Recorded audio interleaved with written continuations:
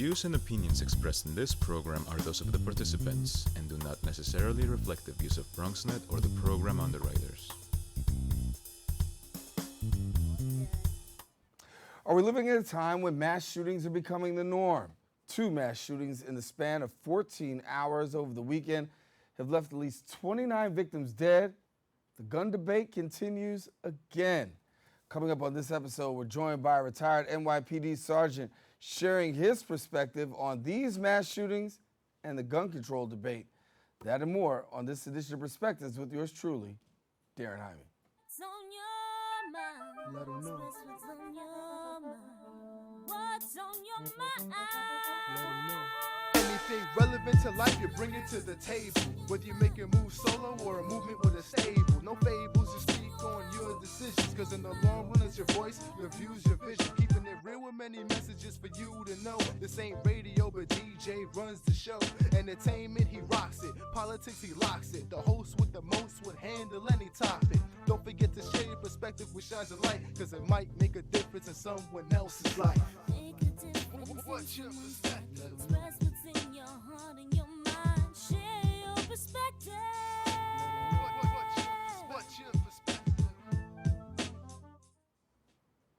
And hello, everyone. Welcome to another edition of Perspectives. I am Daren Jaime. Of course, we thank you for watching it. You can watch Perspectives every week here on BronxNet's Channel 67. We invite you to also watch us on Verizon Fios. And if you don't have Verizon Fios, yes, you can catch us on the web every week at www.bronxnet.org. And of course, we invite you also to stay connected to us via social media, Facebook, Twitter, Instagram. And if you want to reach me, you can catch me on my professional page, Daren C. Jaime, and get some inspiration, words of a different sort. But on this particular show, gun violence, mass shootings, it seems to become an American norm. The usual gun debate continues. Little or no action is ever taken. The question is, what does it need to be done? Where's the compromise between gun control and pro-gun advocates?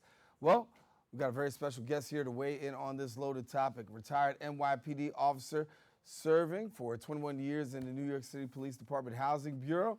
He has a BS from John Jay College, also 10 years of service with the Assembly Minority Leaders Office. We welcome now retired NYPD Sergeant Kevin Smith to the show. Good to have you.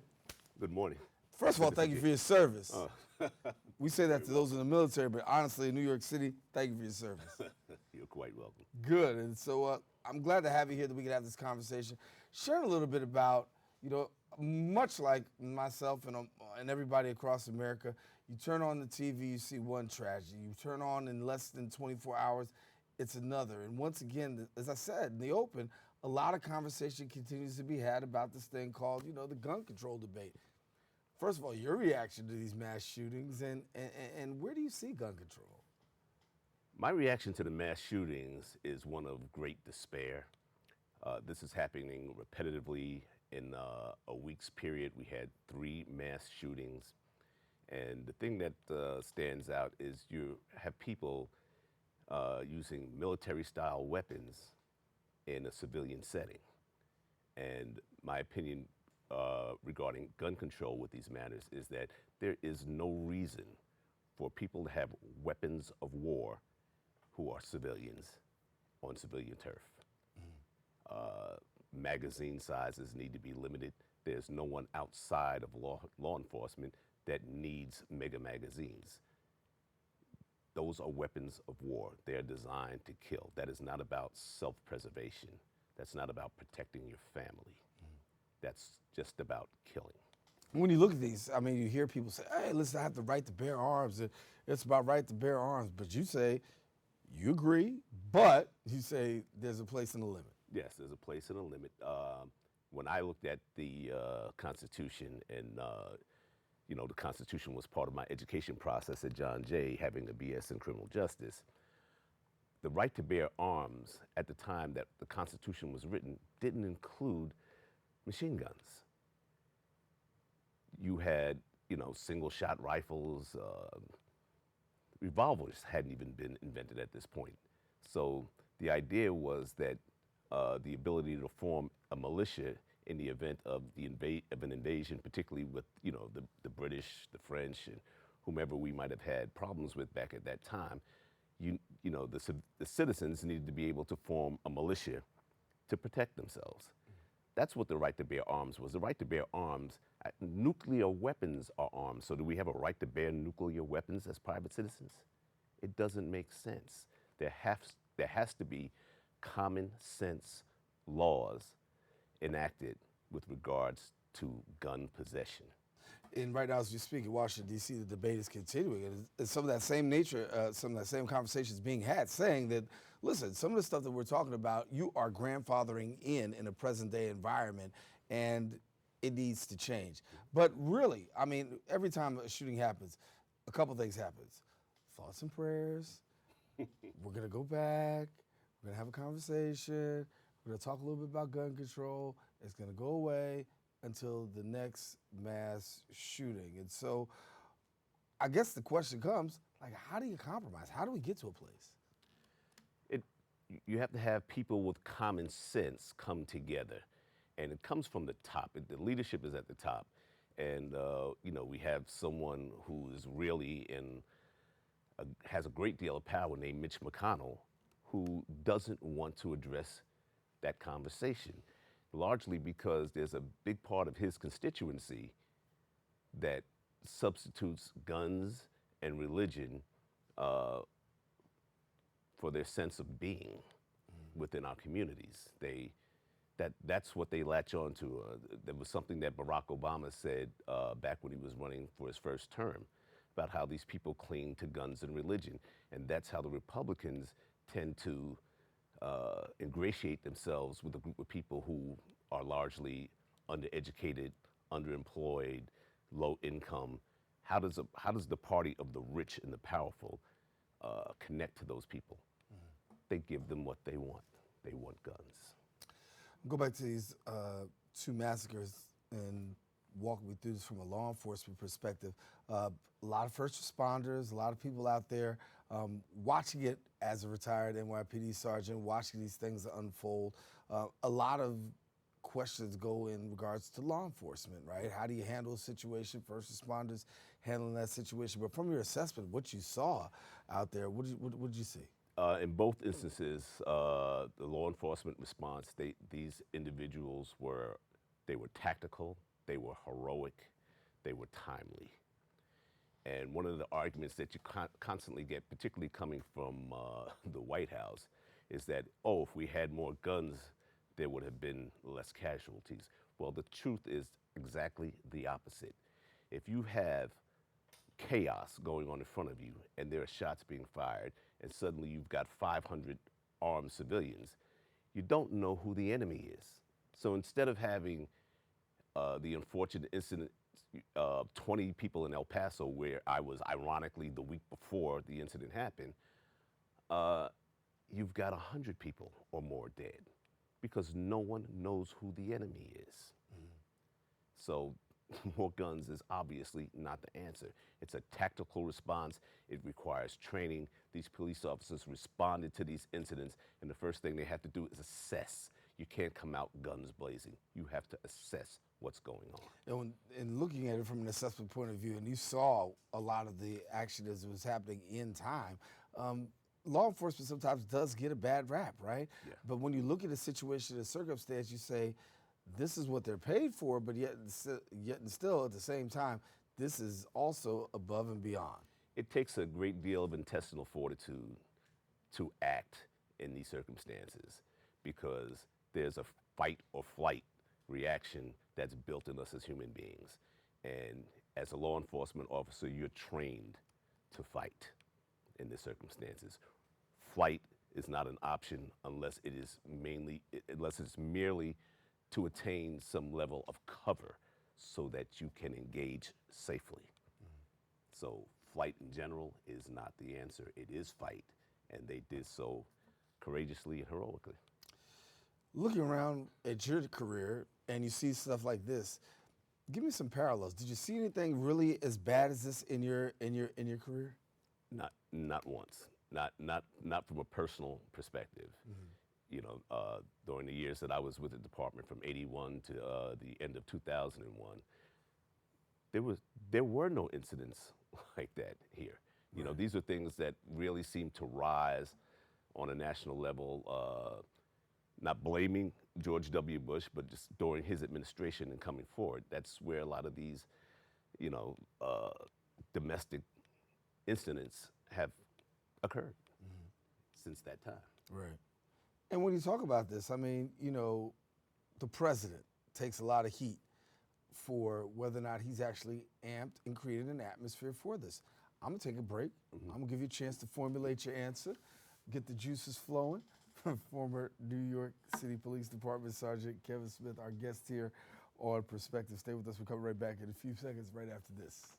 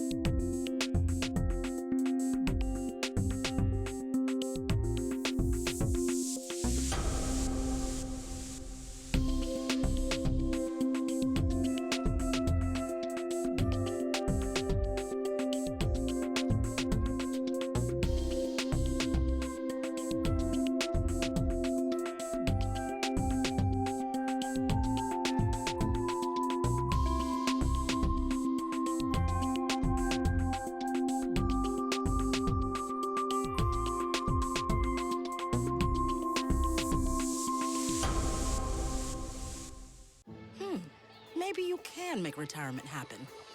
After all, you made this vacation happen. Double points with every purchase? Cleverly merging promotions, I love it. cross-referencing travel sites, and booking all your flights with those. Vouchers. I got us bumped. They were like, oh, but now they're like, aloha. You aced this vacation. Now get the tips you need to get on track at aceyourretirement.org.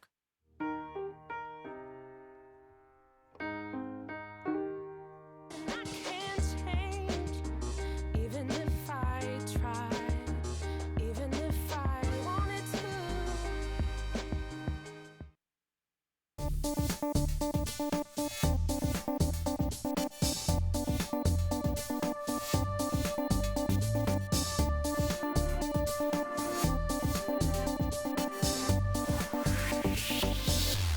Continue our conversation. Former New York City Police Department Sergeant Kevin Smith joins us here on the Set of Perspectives, talking about the mass shootings, talking about what we've actually witnessed in El Paso and Ohio, the devastation, the carnage, the questions, the anger, the debate.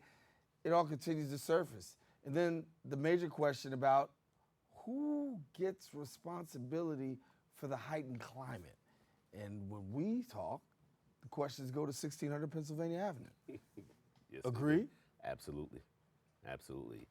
He's been fanning these flames since he was running for office, and he continues to fan the flames. And the manifestation is these white nationalists, white supremacists, coming out and engaging communities of color, or in the case of Florida, you know, a gay community. They're just wielding these weapons against people for being different, Right. and nothing else.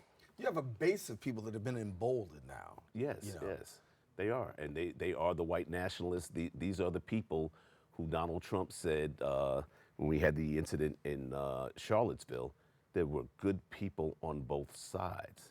But where were the good people on the wrong side? I couldn't count them. I looked at the circumstance several times, and I just couldn't see the good faces. I couldn't see the good people on the side of the white nationalists. Right.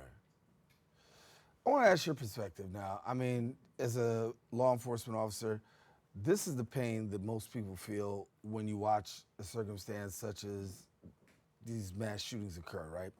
You've got these mass shooters, and you find that they're taken into custody with no incident. They're taken to McDonald's. Yes. And you got on the other side people who die at the hands of a traffic stop of a different skin color. Black people, Hispanics. you got this situation going on where a simple traffic stop, you can not come home with your life, but then you can take the life of massive people, whether you've seen it this weekend, whether we saw it in Charleston at the Emmanuel AME Church. And then the question becomes like, okay, what are we missing here? Why are white shooters walking away and they get handcuffs to McDonald's, and you got blacks and Hispanics and others who end up coming home in body bags? Well, we can enumerate this, the multitude of incidents in which black men have literally been executed while unarmed for minor infractions. And ironically, down in South Carolina, Walter Scott happened to be the cousin of a friend of mine. So having seen that incident on television while I was in the gym that day and going home later that evening and getting a phone call identifying Walter Scott as this cousin was really impactful, because I watched that situation unfold because someone had the foresight to pull out a phone and videotape that incident. Had that incident not been videotaped, that would have been washed under the rug. The cop would have been hailed as a hero, when in fact, he was a murderer. The idea that having black skin just makes you so vile and dangerous to a white police officer, that's reprehensible. You have to treat every individual as an individual relative to the circumstance in which you're engaged with them. You're not engaged in a dangerous circumstance. Any circumstance can escalate, but you pay attention and you rely on your training, and you treat that person with color blindness. You treat all people the same in all incidents. I want to speak about that because you, as a New York City Police Department former sergeant, you worked with Eric Garner and knew Eric Garner from a perspective. Well, I didn't work with, and I was. I don't say work with, but I'm saying you were well, familiar with. I was familiar with Eric Garner because I'm a member of that community in Staten Island. Right. So I used to see Eric when I'd come home from work, when I was working as a data analyst in an overnight shift. On Monday mornings, I would see Eric at the ferry, and he was selling the loose cigarettes. I saw Eric for an extended period of time. I also saw him several times at the spot where he was brought down. And you know, Eric was he was a bear of a man, but he was a gentle spirit. And you know, watching that incident unfold and trying to hear what the circumstances were that led to this occurrence, it finally came to light that supposedly the commanding officer of the precinct had instructed his this particular undercover squad to go out and find someone selling loose cigarettes. And of course, in a community, Staten Island communities are small, so they already know who Eric is and they know where to find him.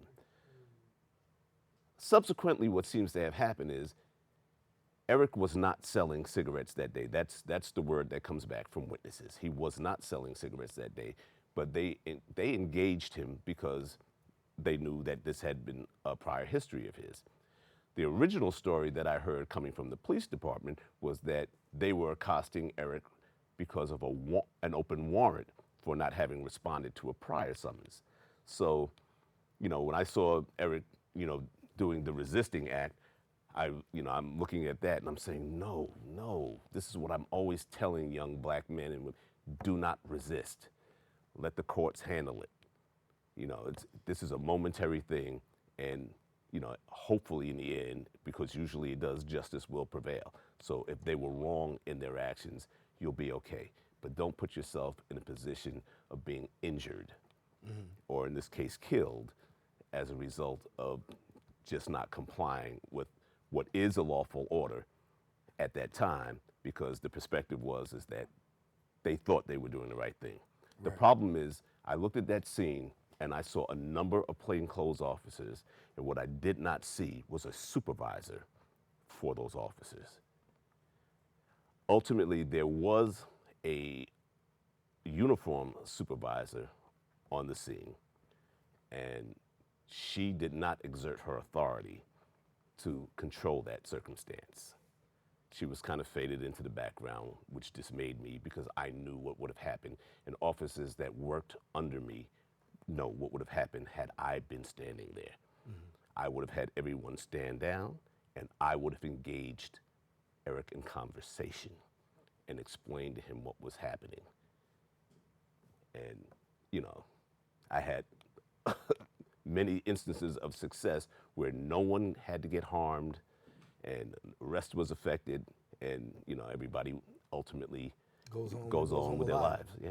Yeah, but it's sad because what I'm seeing here is what you said, and the frustration, and we'll come back, I gotta take a break, is that you look at a situation where a person is actually killed, you know, in a mass shooting, and we see handcuffs, and then you watch in our community, and you see a whole lot of people who don't have the luxury of going home, and the question is about justice, balance, and fairness, and that one continues to go. We can talk all forever, man, but we're gonna take a break, come back, and finish more with Sergeant Kevin Smith. Be with us right here on Perspectives. Did you know kids who play outdoors have healthier lungs? Totally. I did. Did you know that boys that play with dolls make better husbands? My son has lots of dolls. But did you know terry cloth diapers breathe better? I did. It's totally true. Oh, yeah. Did you know that strollers have the right of way on a sidewalk? Yes. Yep, I did. Did you guys Did you know that kids who eat breakfast have higher GPAs? Yeah, I know. Yeah. That's actually what I was going to say. Did you know babies should never touch silver? It's really bad for them. I knew that. Did you guys know that statistically friendly kids have more friends? Mm-hmm. Yeah. That's obvious. Did you know most people think they're using the right car seat for their kid, but they're not?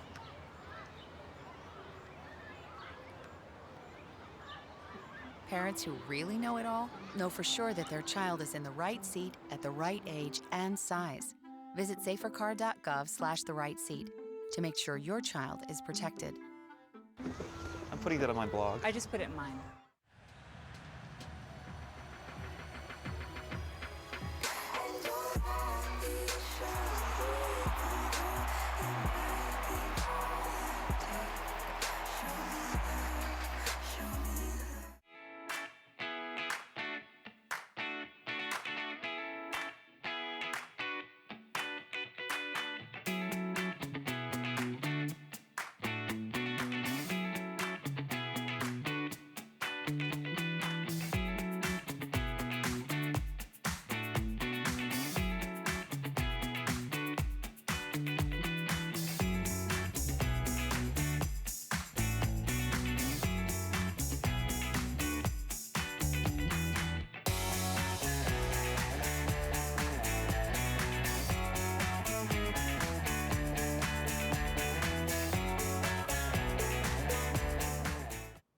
And we are back here on Perspectives. Daren Jaime here with you, continuing our conversation with Kevin Smith, a retired New York City Police Department sergeant, who's sharing a little bit. We shared a little bit about the Eric Garner situation. For us in the Bronx, it's ultra familiar because we had the situation with Anthony Baez.